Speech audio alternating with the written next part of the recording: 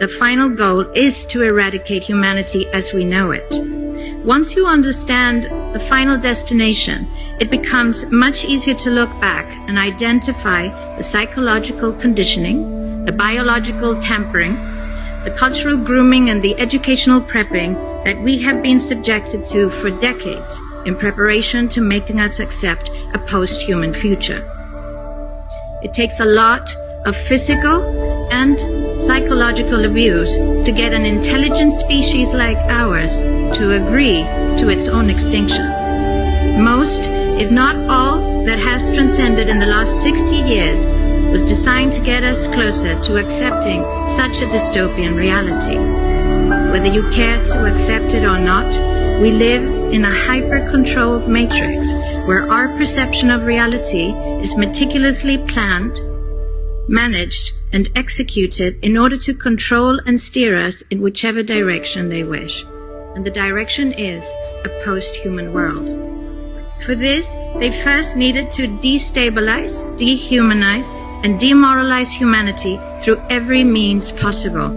The destruction of the nuclear family, children being indoctrinated by the state, abortion, the eradication of God and spirituality from education, life in megacities and away from nature, toxic food, air and water, social media, replacing real human connection and interaction, engineered financial crisis and taxation, endless wars and massive migration, stress, anxiety, depression, drugs and alcohol, constant fear-mongering, moral relativism as the new religion, and I could go on and on about how humanity has been influenced and forced to move away from all the things that give us strength, security, purpose, and meaning.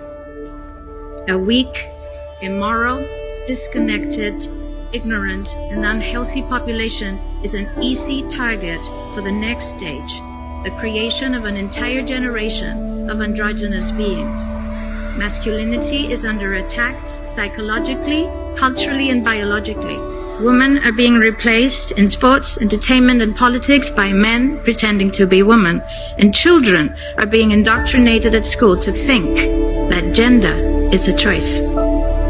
The transgender movement is not a grassroots movement. It comes from the top. It has nothing to do with people's freedom of expression, sexuality, or civil rights. It's an evil psyop with a clear agenda to get us closer to transhumanism by making us question the most fundamental notion of human identity, our gender.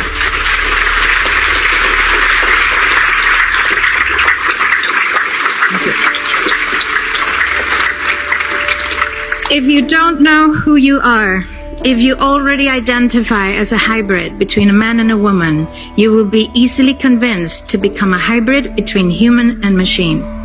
Gender ideology is the 2 + 2 = 5 from George Orwell's 1984 dystopian novel. It's the final test to see whether we will follow the most absurd party line towards our own extinction. But 2 + 2 = 4. And no matter how you choose to dress, call yourself, or change your physique, will not change that.